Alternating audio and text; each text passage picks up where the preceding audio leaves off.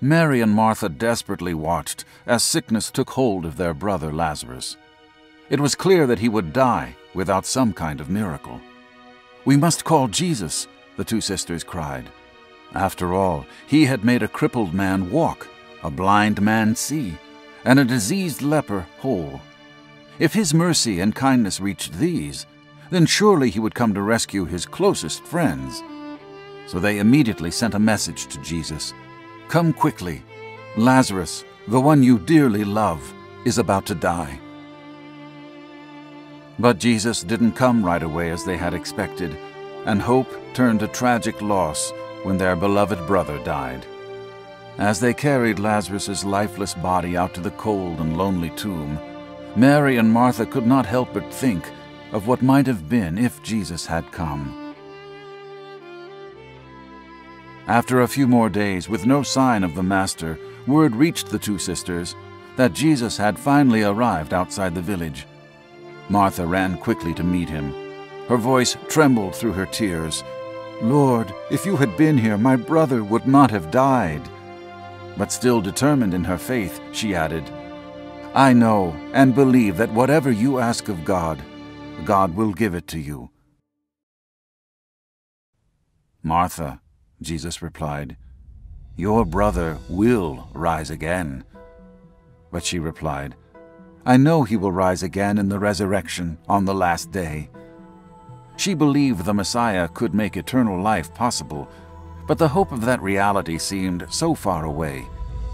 Jesus then proclaimed, "I am the resurrection and the life. He who believes in me, even though he dies, yet will he live." Then he said, "Martha, do you believe me?" She replied, "Yes, Lord. I believe you are the Messiah, the Son of God." Martha ran to tell her sister, and the two of them, along with a curious crowd of mourners, came to where Jesus was. When Jesus saw Mary sobbing with such deep sorrow and the mourners weeping, he was greatly troubled. His heart was broken because of their sorrow, and their pain became his own. Jesus wept. Then Jesus stepped toward the sealed tomb. "Roll away the stone," he commanded. But Martha warned, "By this time the body is decayed. He has been dead for 4 days." Jesus calmed her. "Didn't I tell you that if you believe, you will see the glory of God?" Then, with a commanding voice, he called to the dead man, "Lazarus, come forth." The astonished crowd gasped in disbelief as Lazarus, still bound in grave clothes from head to foot, stumbled from the dark tomb. "He is alive!" they exclaimed.